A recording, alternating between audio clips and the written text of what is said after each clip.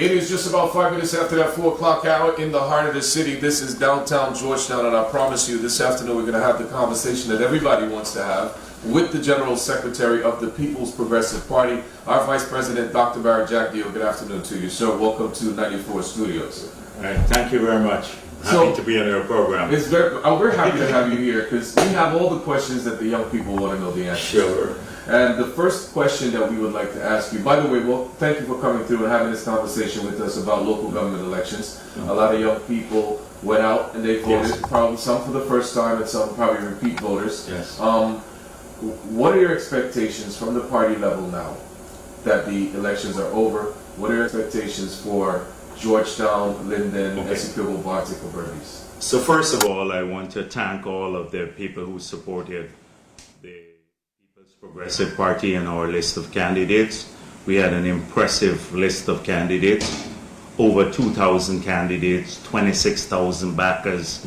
Our list was diversified, as you saw, people of every race, every religion, women, men, young people, older people.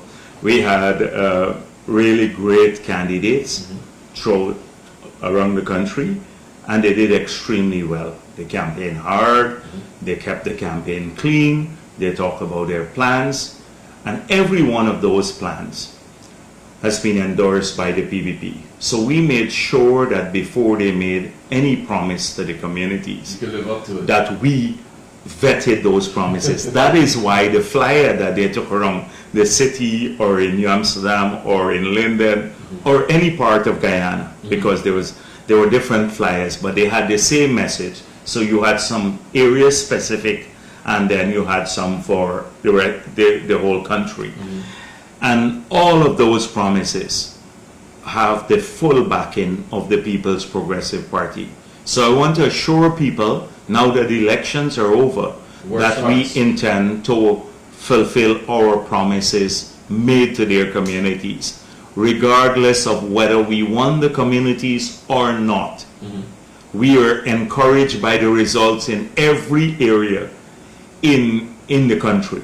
And that is why we have to work even harder now to ensure that we live up to the expectations of the people who supported us. All right.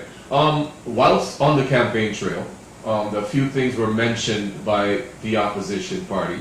One of the things was that the list of electors was flawed. Can you give us a little bit of insight or some explanation in regards to that? Yeah, APM has this unique way of making excuses after elections.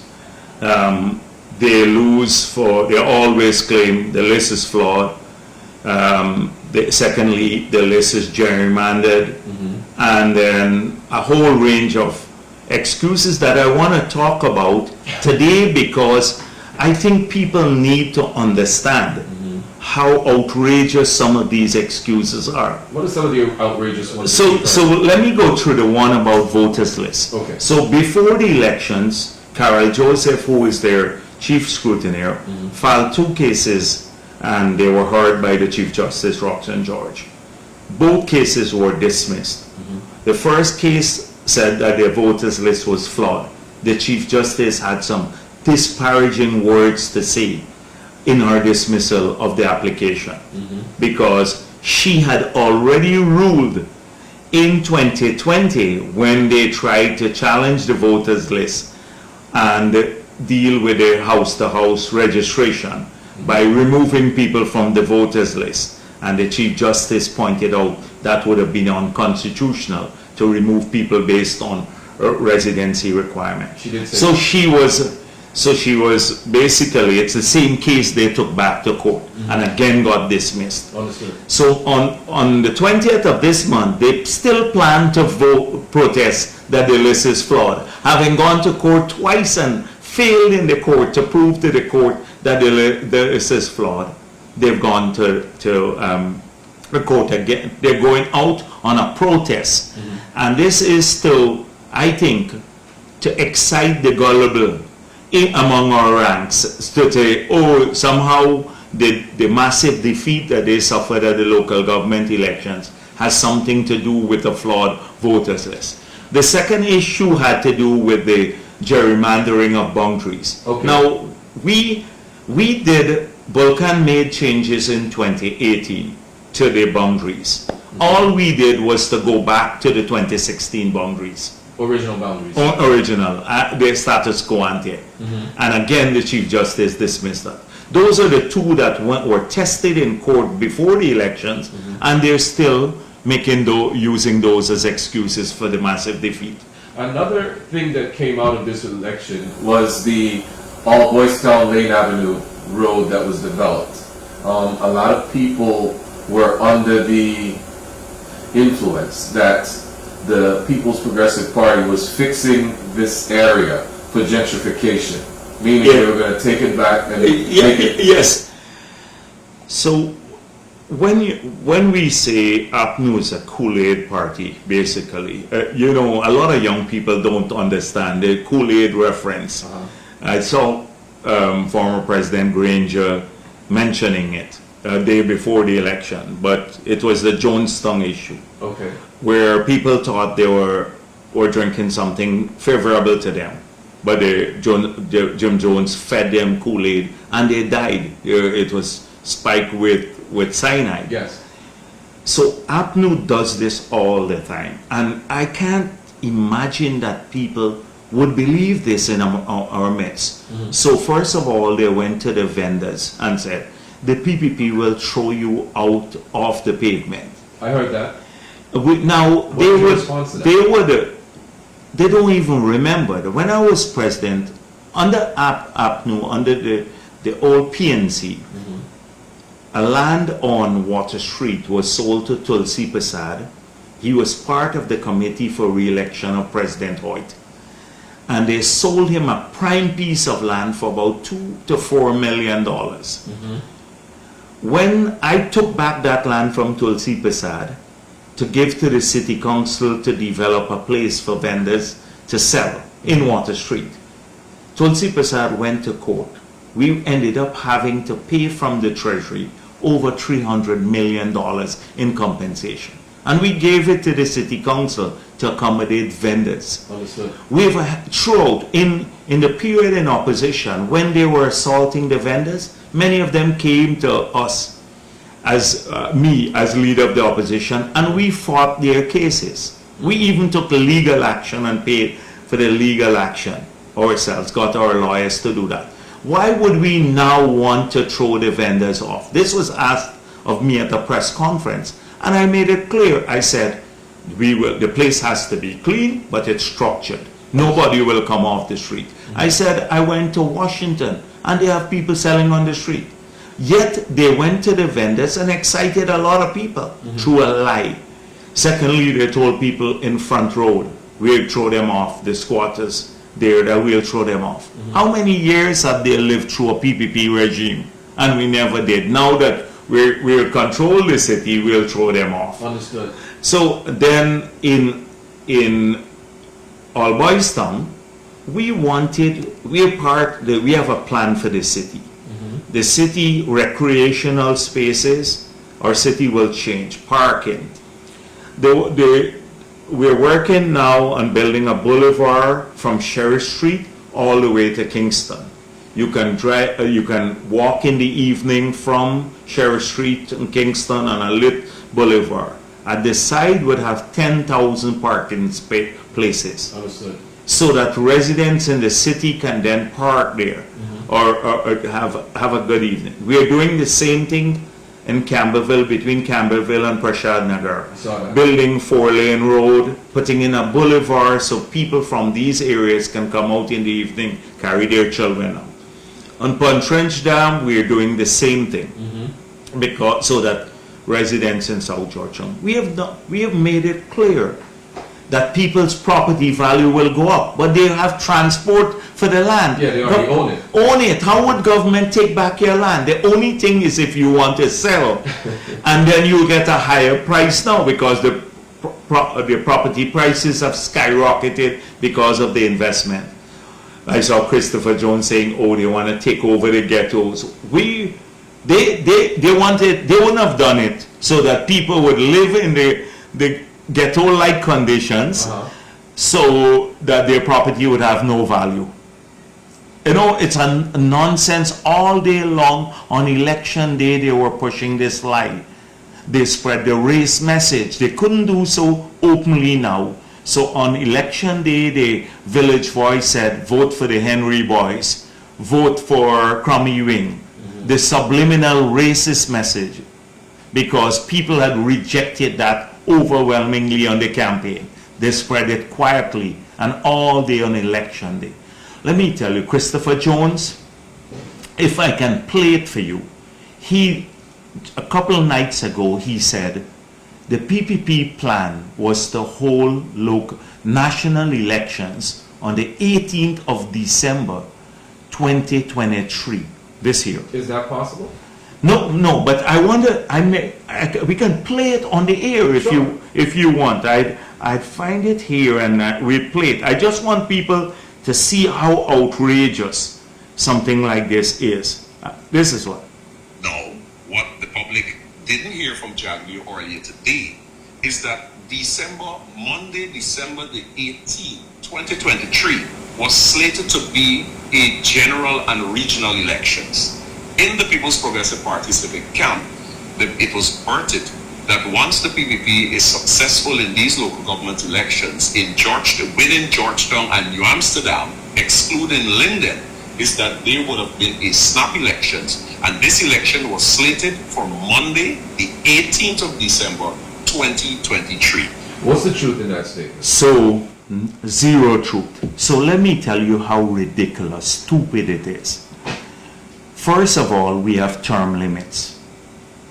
Now, if you hold snap elections, Irfan Ali, that means he's voluntarily giving up half of his term. Elections would be held in Guyana. We plan to hold elections as late as possible, so he gets a full term.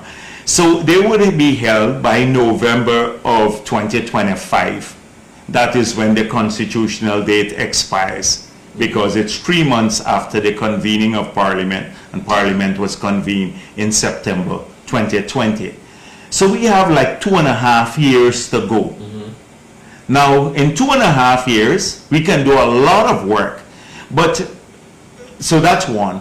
It's ridiculous because no president will want to give up half of his term when he knows the next term would be limited. Two, when we filed a no confidence motion, there were only a few people, even in the executive of the PPP, who knew that I was going to file the no confidence motion. And I'm telling this story for the first time. We're listening. So I didn't even tell everyone. And the day when the party decided, I already had Gail Teixeira waiting in the Parliament to hand it in to the clerk. So at the moment the party decided, I brought it to the party, they decided, and we handed it in immediately. I didn't want any leak. Do you think, as a seasoned politician, I would have told APNU, only Christopher Jones, when we would hold a national election? But he has now a specific date, 18th of December, so it sounds credible. Invented a story now to say, oh, because we were planning to win Georgetown and New Amsterdam and have a snap election, and they staved it off. They staved it off. A big lie. How do you think we're not amateur politicians? We've been around a while. So do you think we would have telegraphed our intention? When asked several times about Georgetown or New Amsterdam and make predictions, I said, we will fight a hard campaign, we will remain clean, we'll go to every home in the city, in New Amsterdam, in Linden, because we want people to see what our plans are. We respect them. Whether they vote for APNU or not is another issue. And then we'll fight a hard campaign. It's up to the voters to give us a choice. But this is the sort of lie that you hear. It even gets worse. Can you imagine the motorcade? Having a motorcade, we won 906 of the 1,220 seats contested in these local government elections. APNU won 275. The other small parties won the rest, the small big groups that contested. 900 odd of the 1,200, they're celebrating a victory. In New Amsterdam, they had 11 seats. We had 3. They now fell to 8 seats. We have 6 You make seats. inroads in New Amsterdam. Serious. One other seat and we would have tied the township. That is APNU's stronghold. Our votes increased by over 113%. Wow. Over 1,000 more people voted for the PPP in New Amsterdam.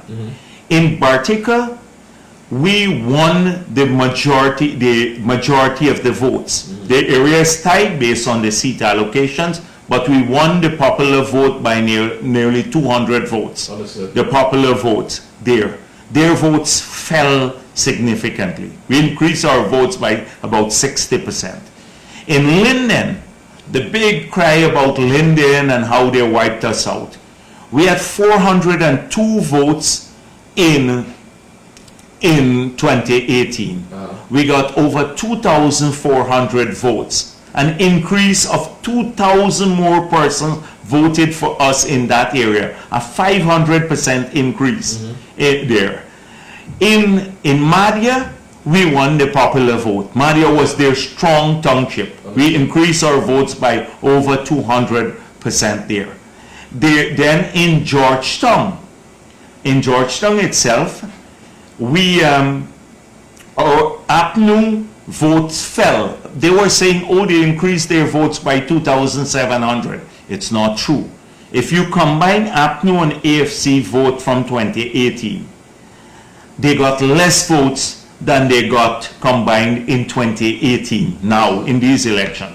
On the other hand, the PPP votes moved from about 7,000 to 12,500. An increase of 5,500 votes. Massive increase in the city. Now you may think, where are these votes coming from? Is it just North Georgetown? We got nearly 400 or 500 votes more in, say, Tocqueville, in East Romveld, East-West Romveld, about 400 votes more. In South Romveld, another 400 votes right across the city. Where we used to get small numbers, that's phenomenal. And that's why I want to thank today the people of Georgetown and all across the country. We campaign hard. I want to thank the candidates too, and their supporters, and those who came out and gave us a chance. We didn't win in the city. We wish we would won, because APNU controlled the city for 60 years now, nearly 50 something. We asked for a chance, but people came out, they supported us in large numbers. And we have a duty to go back into those communities, wherever we won, or where we, even the constituencies where we didn't win, but we got large number of votes to fulfill every promise we made to those people, every one of them. They will see us.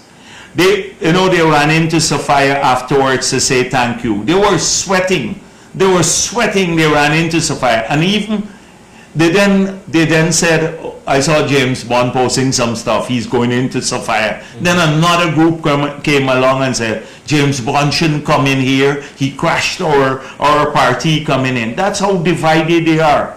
They issued a statement, oh, we're sorry, people should come back to us. And then at the end of the statement, they said, we're sorry you had to choose between survival and your soul. Telling people, basically, that they were bought out. At the beginning, they said to people, they're paid to wear the red jerseys.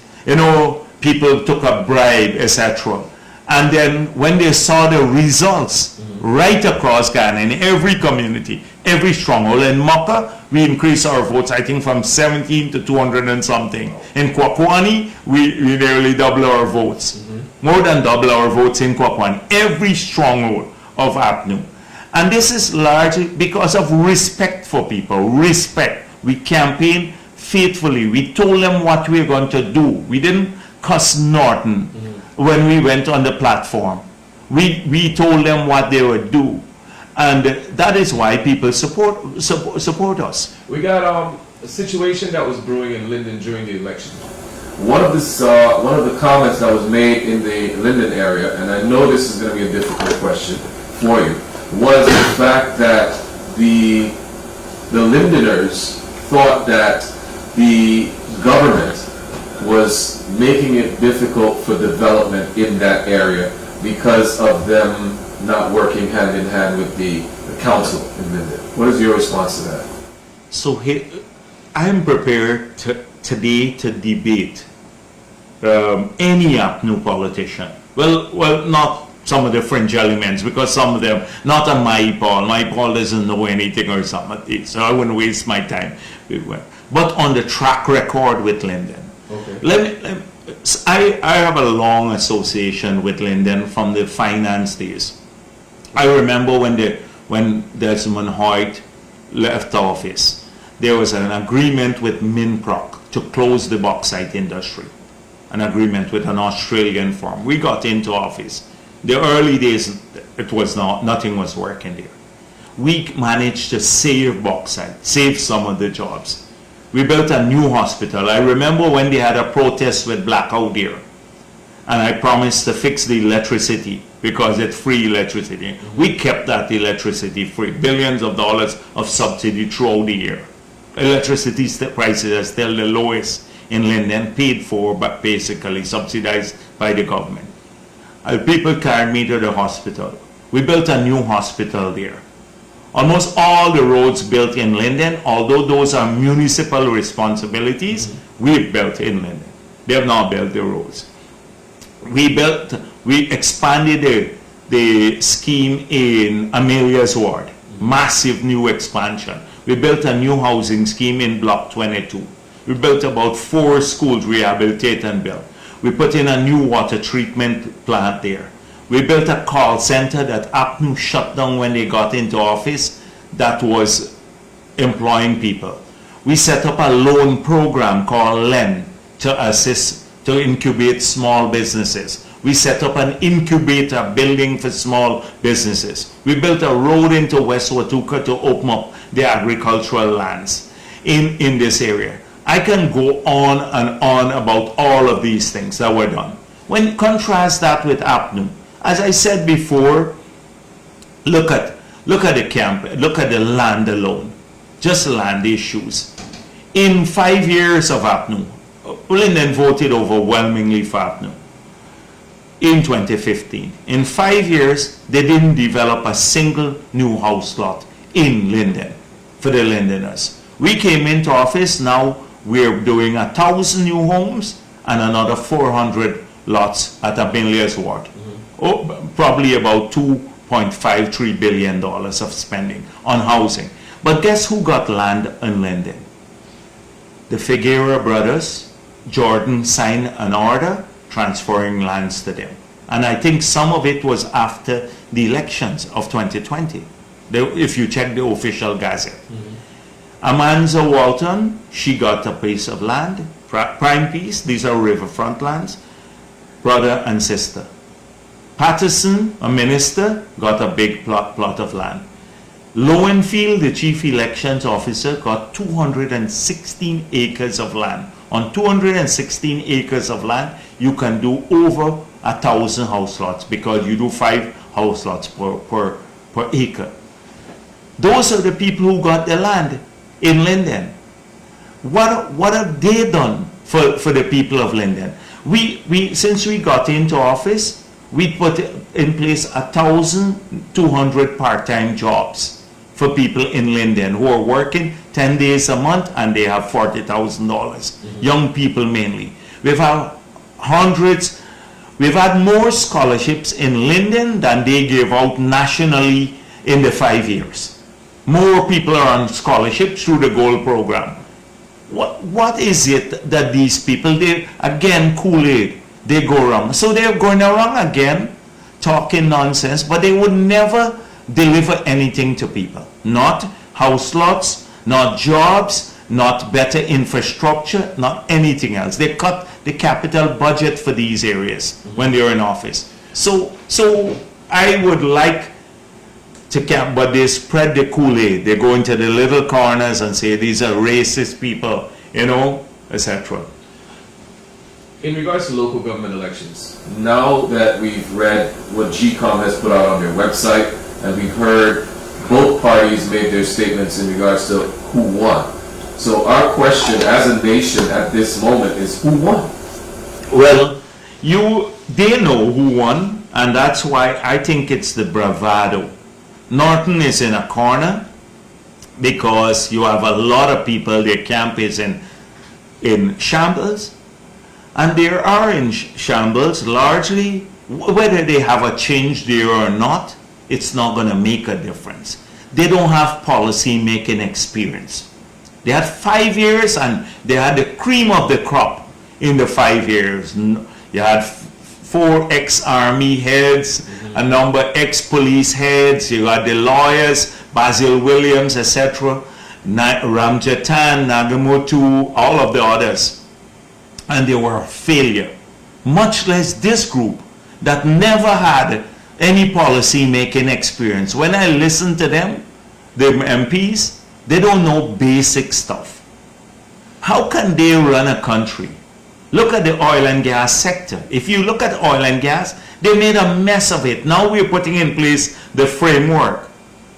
Even now they can't define a position. Norton said, wait until 2025 for them to define their position, because they flip-flop all the time. How can they craft together a plan to change this country?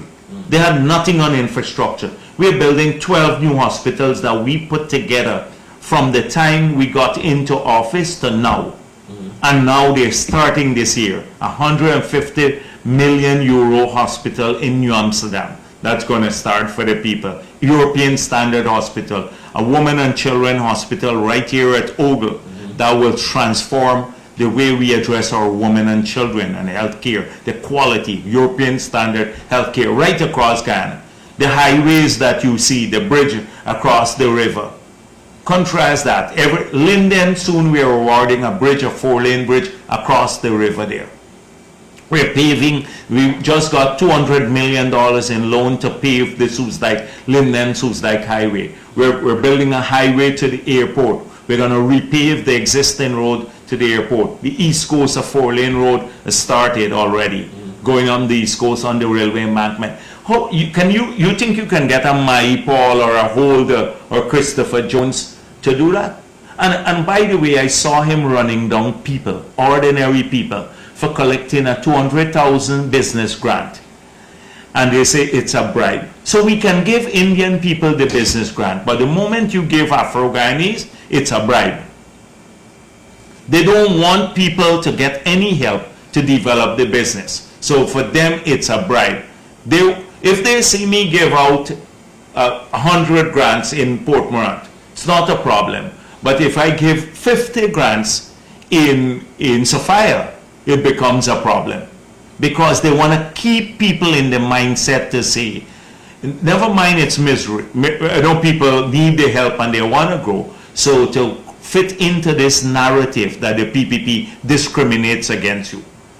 So they don't want them to seek help. They told the young people not to apply for scholarships. Now over 4,000 people in Region 4, most of them are Afro-Guyanese, are on the scholarship program, the Gold program, because they want to keep you away from getting benefits, because heavens forbid that you may suddenly think that the PPP is doing a better job than them of managing the country.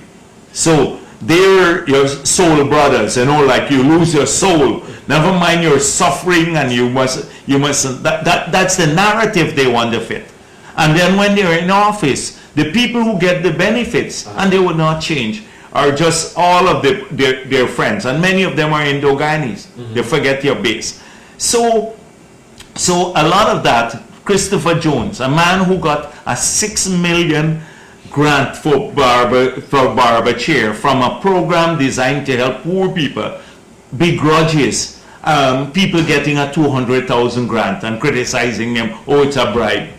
This is the sort of thing we have to fight against every single day. They want to keep people in a particular mindset. They have no leadership. Now, So it doesn't matter if a Roysdale Ford takes over, etc. Look at the bunch collectively. Look at their policy making experience. Look at how they avoid dealing with the contentious questions. You look at our press conference, you will see that the most contentious issue, even if people don't agree with us, we have a position on it. We stick in, and we fiercely love this country. We fight for this country every day. In regards to local government, once again, it has been said and proven that the elections of local government sets up what's going to happen in the general election. All the politicians and the analysts, they look at the numbers and they can almost predict the voters' attitudes towards the general election. How does the PPP, now that you've seen all the inroads that you've made with the APNU, how do you plan for general elections November 2025? So they invented another sad story that, oh, we didn't have enough money. The PPP told people not to give us money. You know, people give you money on the basis of your track record and your respect for them. But that was not the case. When APNU we were in opposition in 2018, APNU had spent $419.5 billion without parliamentary approval from 2018 to the time they left office. Right? Because you didn't have parliament thereafter. Understood. 419.5 didn't help them at the general elections. We were in opposition. We ran a bare-bone campaign in 2018 local government elections. We ran a bare-bone campaign, and we still won 53 of the local government areas at that time. We have now increased to 66, and with what happened at Cuthbert recently, most likely it will go to 67, where we won the popular vote. And so they look at us sad stories. And by the way, I must talk about this motorcade. I want to think. They ran down the East Coast. It's diversionary tactic to tell people not to focus on the numbers and the loss. Oh, we did extremely well. We staved off the PPP in Georgetown. This is your stronghold. You are celebrating losing seats in the city. We have now moved from 3 seats in 2016 to 11 seats in the city. Now, you are celebrating a loss of seats. Oh, we held the PPP off in my stronghold. PPP, people celebrate victory when they win outright in other areas. But it's a diversionary tactic. So now they're holding celebratory motorcades. And I don't know what they're celebrating. This is the first party that celebrates outright trashing. It got to be a weird sort of people. And even weirder for people to believe them in these lies. I can't imagine any sensible person who does his own analysis would believe this stuff. So the general elections, we're in a good position. We'll work hard for people's trust. We'll work in these communities. We want to consolidate. We want to build. We want people to understand. We campaign on being a trustworthy party. We want them to see us as fulfilling our promises to them, their children, their families. And we believe that once we do that, the outcome is good. But we have increased our votes in lots of other areas too, like Mabaruma, in Port Kaituma, in Lethem, they didn't even contest. In Aranaputa that they won, we won that outright, no contest. So when you look at the scale of what has happened, remember, it's a PR system. So what happens around the country matters. You can't say I'm doing well in one area and then think you will win the general elections. You have to do well in the whole country because it's proportional representation. So you should look at the results. And we did have low turnout in some of our communities because when you're in office, people are complacent. I said that before. But what if we had a higher turnout? They would have totally disappeared. Right? So I'm glad that didn't happen too. So what are the party's plans now to increase voter turnout coming into the general elections are different matter, totally different. People come out there and more. Because here too, in lots of the local areas, people say, you know, I don't like the candidate. Understood. I don't like the candidate. I like the party, but I'm not coming out to vote. You have a man who, I have an infamous case where people came to me and one man plucked some of his duck. They took a councillor, plucked his duck and threw the feather in another man's yard. And so the man said, I'm not voting for the PPP anymore because this councillor threw my feather. So I had to resolve the issue. So a lot of the local issues cause problems there too, you know. So local government elections are different, but the national elections, we're working hard towards that. And we're doing so on the basis of the fulfilling promises. We have a massive plan. There's 7 new hotels going up. We need 3,000 people to work. More people are working now on the APNU. Much, much more. We promised to bring more jobs to the country, and we've fulfilled on that. That promise. More people are working, more money is circulating. We already did about 30,000 house lots of the 50,000 promise. We started building some homes. We're now building centers for disability across Guyana. We promised 20,000 scholarships. We're about 15,000 already. We promised to restore the children grant. We did that. We promised to double old age pension by 2025. We'll do that. We restore the Army, the Joint Services bonus, which we promised. We promised to remove all the taxes on the VAT on machinery and equipment, water, electricity, baby food, all of that happened. But we did that too. So we have a plan for the country where we have a massive training program for welders. In Lane Avenue, I met the people before. I told them we'd work with them. I want every person who came to see me at Freedom House before elections and to know that anything we promise to them, regardless of the outcome, whether we won in that constituency or not, the promise is valid and has the support of the PPP and my personal support. Okay. Okay, so they can rest assured it will be done. 2 personal questions now, off sure. topic. One of the things that has popped up, and I need to know your personal views on this, that has popped up in the general news as of late. There were some people on the highway that they lost their residence. How has the government, or I know you must have had a meeting to talk about this. What are your plans to assist them or put them in a better living position? Sure. So this was a private guy who went to the court and got a court order to remove them from his property. Okay. They were squatting there. But a lot of these people had been living there for a very long time.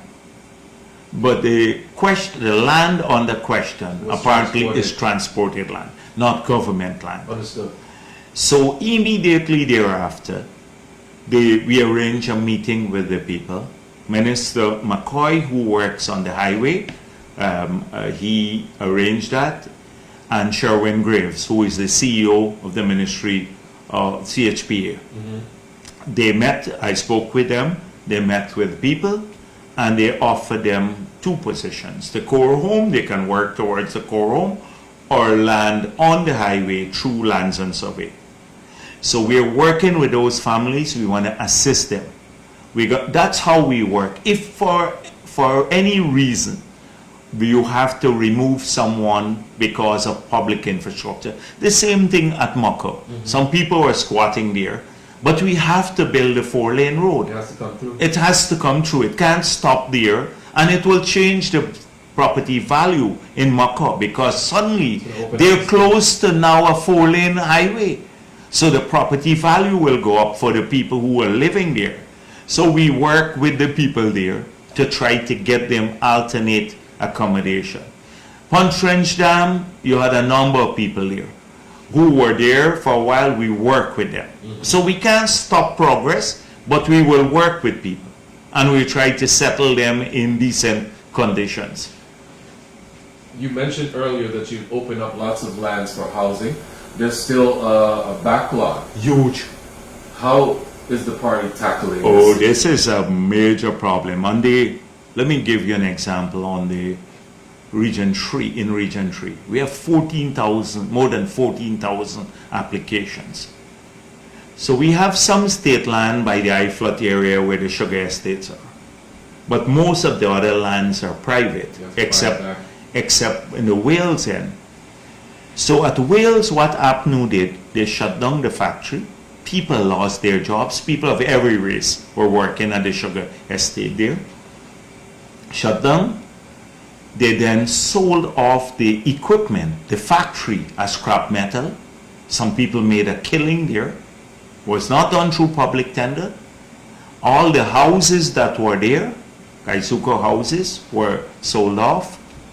And they gave out the lands to a number of people. One company got 5,000 acres. On 5,000 acres, you can do 25,000 house lots. But we don't have land to build housing for ordinary people.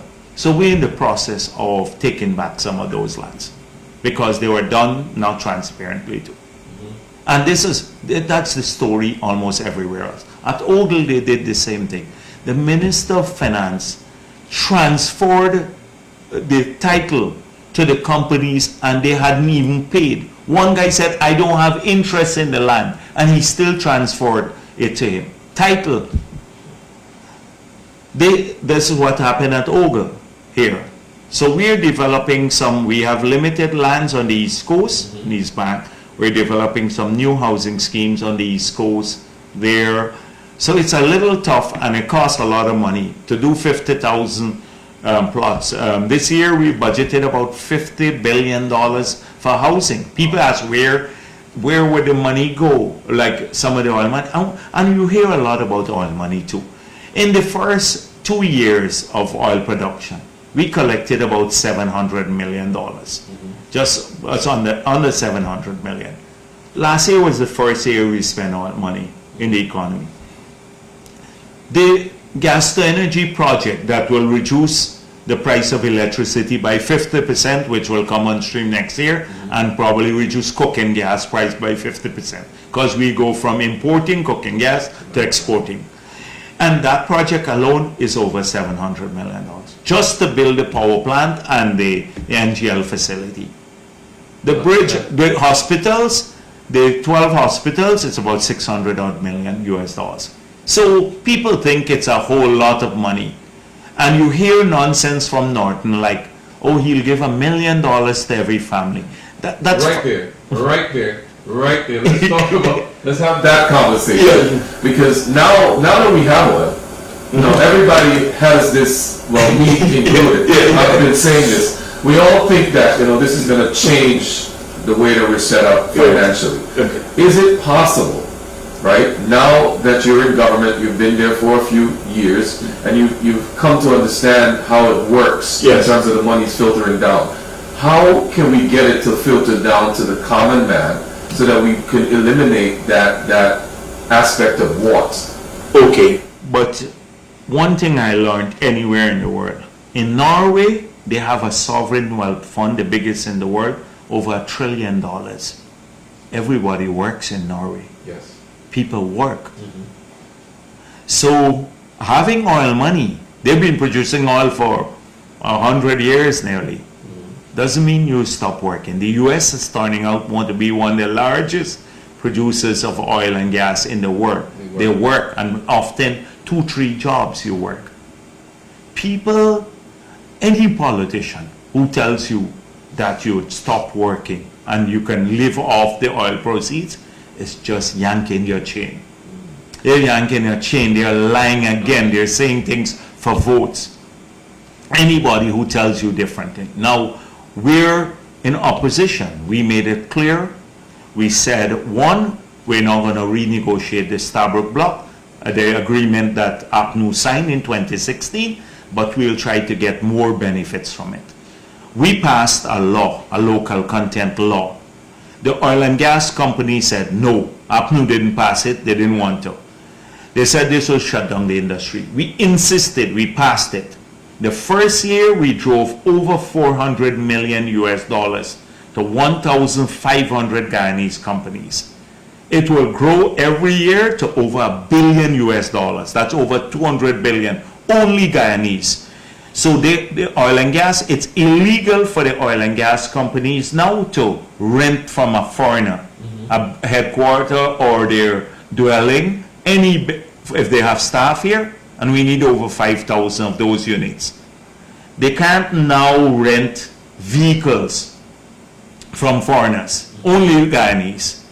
Before that, you know why we did this? I was a leader of the opposition office. I went on the afternoon to the Marriott that they were supposed to convert into a hospital because it was one of Jagdeo corrupt projects and that owned the shares. You know, you hear that? Now we know the government owns 100%.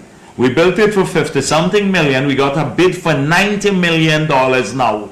Right? So now it become a money spinner and we shouldn't sell it. But I got cussing for that. Anyhow, let me go back to this point. So there was Hertz, an American company, and the oil and gas guys were renting from Hertz. So I said, why can't we rent them vehicles? Guyanese can own vehicles and rent too. Yeah.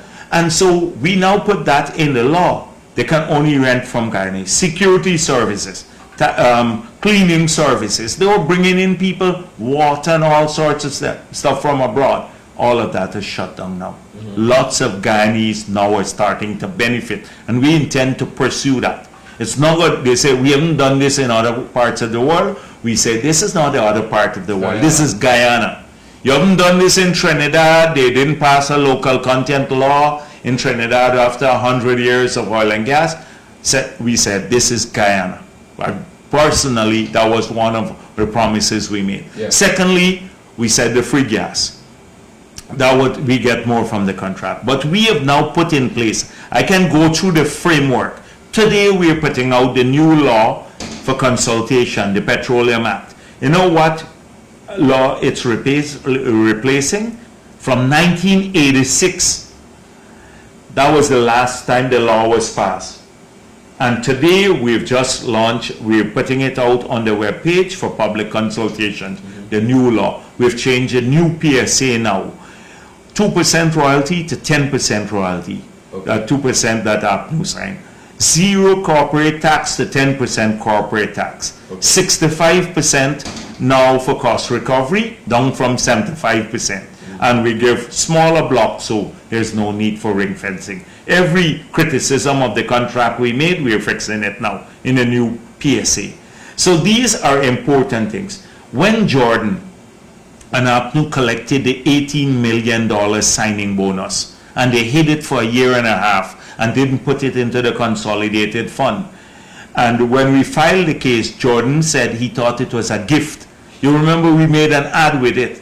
I promised then in opposition that that will never happen again. The new law now says, if you, any oil and gas money, big or small, $10 or $100 million, within 3 months of receipt, the Minister of Finance has to publish the sum in the official gazette and also notify the Parliament. If he fails to do that, there's a 10 years jail term for the Minister of Finance. That's doctor actually saying. Yeah, but he's not going to go to jail. Because, so every month you see them publishing it. Any withdrawal from the fund, he has to do that too. So every time he withdraws, APNU say, look, they're taking more money from the oil and gas fund. It's not more money. It's just that we have to notify about the withdrawal. We put in place a fixed formula so the Minister of Finance can't manipulate it. That's under the Natural Resources Fund Act. I don't want to get too much into that today, but we've been working at enhancing the framework because we know what we're about. APNU was all over the place. And that bunch that they have, look at the press conference every time they're asked about oil and gas. They have an economist who is not an economist, you know, and Norton is at sea. I have one more question about oil and gas. The last time you and I had a conversation, I think it was about a year and a half ago, I had asked you a question about knowledge of how much oil is pumped per day. Yes. And you said that there was a software that can give you play-by-play, so you can know exactly what's Yes. going on at any moment whenever you ask the question. So what has happened, we said we want to get the framework in place. So we amended the Natural Resources Fund Act, we passed a local content legislation, we changed the PSA, now we are working on the law, we move on the gas to energy project. So this, we promised the auction, we put out the auction, so it would be transparent. Just a signing bonus. Now, if you win an auction, one of the 14, a shallow, you have to pay 10 million signing bonus. They got a 18 million on a production contract. We're getting a 10 million signing bonus for exploration contract.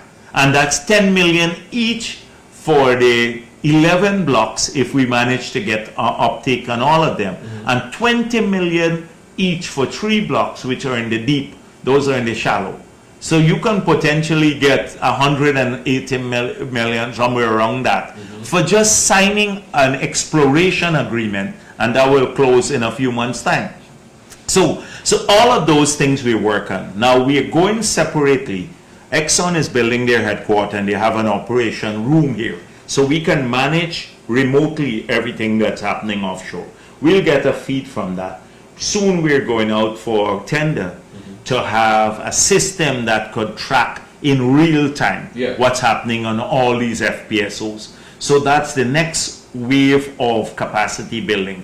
We're taking a lot of our young people, we want training. I'm looking for about maybe 10, 15 young, bright, we want the brightest ones to send off on marketing courses and stuff like that abroad. So if people are listening, they should look at the opportunities that are available. We're building a young core of bright people that can manage this industry 10, 15 years into the future.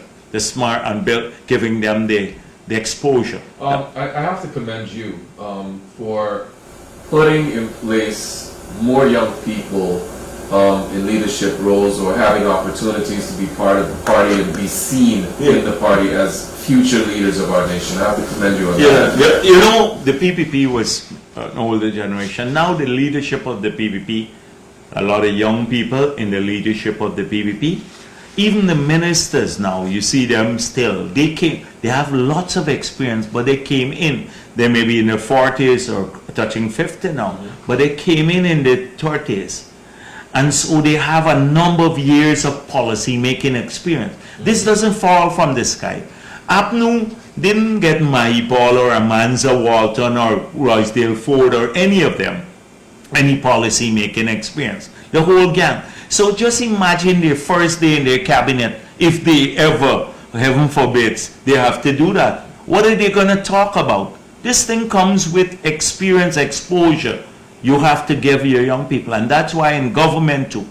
I did it with the permanent secretaries. There was one time permanent secretaries had to be over 60 years old or 50 years old. I got about 10 young permanent secretaries to be, to come into the system in their 20s and 30s. So at the party level, at the government level, everywhere. We need older folks too. We can't deny that. Pass on the knowledge. Yes, and they have now, we're trying to expand our workforce because we're going to soon run into labor shortages. Here in Region 4, it's hard to find plumbers, masons. The price has gone up. And even the building material because of the construction boom. Everybody's shortage of sand, stone, cement, all of because of the changes in the country. Are we gonna The import rapid those place. things? No, we're not going to import. We're building capacity. We've given out about 10 new quarry licenses. We're pushing people to produce more stone. We're opening up some more sand pits, but not a lot of private people want to open this up. We're opening up some government sand pits now, so you can go and buy the sand there at a particular price. You need to keep that. We're helping people by giving them free steel and cement if you're building at a low income level to help to offset the price, because we can't change the boom, the construction boom, but we can assist people. Now that is why we have this program for building homes, de-risking the building, and then taking people to the bank. So we absorb some of the escalation in prices. So we have this mapped out carefully. But I missed their point. I got sidetracked on it. But this is an important thing. So we need a lot of skilled people in every area. We're training the welders. We need to train thousands of new carpenters, plumbers, masons. People are getting more, and we have labor shortages. That's the point I was coming back. In some regions. In other regions, we're trying to get the investments out, like in region 6, 10, 2, etc. Get more employment there through the part-time program. Now we're trying to bring more women into the workforce. The part-time program, of the 14,000 people hired, maybe 11,000 are women, many who have never worked before. So we believe we can get our Guyanese women now, more of them into the workforce. So we don't have to bring in labor, because like what happened in Qatar, 10% of the population is original Qataris or UAE, and then others come in. And this is why the national ID card, which will be different from GCOM ID card that we've started with, will help us to differentiate between citizens, our people, and those who are coming here as residents, because they will have another card.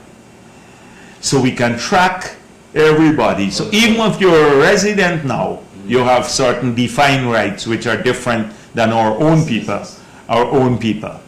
So we're trying to look at that, because eventually you would have serious labor shortages. And we have a lot of mix-up going on, because we're having a lot of people come into our country. So I want, before you go, I want us to talk about, one, border security. Okay. Because that's very important to us. And when I grew up, unfortunately I had to grow up in a couple of different places and then come back home. But at that time, I was always taught the value of the "I am from here" policy. Yes. And I think that in Guyana, we need to recognize that we are from here. What do we gain from being a Guyanese? No, the thing is that, so as coming back, when you say gain from being Guyanese, I need to come back to a point that we miss. So we defined what we wanted to do on the oil and gas sector in opposition. We said, here are the things we're going to change. Clearly, even before we got into office, we were not convenient about it. We said we will spend a lot of our money on healthcare, because we believe investing our people's health, that's a good expenditure. Secondly, on education. We promise scholarships, we promise free university education. That will be done before the 5 years. And even so, I want to assure all those who are going to university and those who have completed university who still have outstanding loans, that we'll find a way of assisting you too. I want to assure them about that. Education. Then infrastructure for the future, to crowd in a non-oil and gas economy, because that's the labor intensive one. The hotels, the agricultural sector, etc., they are labor intensive. Oil and gas is not labor intensive. So that's why you see the highways, the bridges, the ports, the power plants, the ICT infrastructure being invested in. Then we said we want to help our children and elderly and disabled. So more money to our children, through their cash grant and investment in school, the higher pension, and we're building centers for disabled, and they also getting some more help. So these are the group. Then training, massive training of our people for new skills. So we don't ruling out at some point in the future, probably, but we don't have a lot of money now. When you look at how much has come in so far, it's way beyond the development needs. And later, when we build up, the industry gets bigger, maybe you can then give people more cash grants, etc. But now we need to put in place the infrastructure for a modern economy. Prepare ourselves, prepare our people to take advantage of the opening up of this economy, higher paying jobs, etc., better equipped. So we are not going to detract. I know all kinds of weird people. You listen to Glenn Lamb talking nonsense all the time. Norton with, $5 million to each family. We have over 300,000 families. If you multiply $1 million by that, you end up with $1.7 billion per year, US dollars. We have not received 1.7 billion for all the years so far that we've produced oil. It sounds attractive. It sounds attractive, but people just need to listen and reason. You know, and sometimes people believe, I don't know how they believe, and drink this Kool-Aid. I see sensible people saying to me, oh, look what's happening here. You're all going to take away the land, the people property in All Boys Town. And I'm thinking, how would we take that away? I've been saying at my press conferences, if people approach you to sell, hold now, hold, because your value will go up. This is your private property. And not only there, the whole South Georgetown, everywhere in the city, property values would go up. But South Georgetown, you down the road from South Rumveld, you have a new hotel going up, an international hotel. You know, 3 minutes drive, and a new hospital there. The Barker Road would be connected to the new highway, new hospitals, new hotels there. The whole landscape will change in South Georgetown. But they want us to leave it as it is, so that property values don't go up, so that a foreigner will not come and buy your property. If they pay people well, if you have a property and you sell, you're getting 20 million, and you could get 200 million now, right, for your property, and you decide on your own, no pressure, that you want to sell it, that's your business. General Secretary, it has been a very insightful hour. Yes. I gotta thank you for the time that you've spent with us. I know you have a lot going on. You have to be other places. Yes. So we want to thank you for coming in and having this conversation with us, and shedding some light on some of the things that might have been said during the election process. And now that we're where we are right now, final question: where? And I think you might have heard these questions before. But where do we go now, as a people, as the party, and what can we anticipate in the future? We are hoping still that in future there would always be an engagement with the PNC. As you said, we saw whatever is proven, whatever is said now. We've already proven a point that not because we're special and we don't want to be arrogant, but because of our policies and track record, that we're the only multi-ethnic party in this country. And we have proven that. And therefore, we want to work with everyone. We want to have a positive engagement with the PNC in the future. That would be helpful. But if they keep spreading these lies, then we have to work directly with people.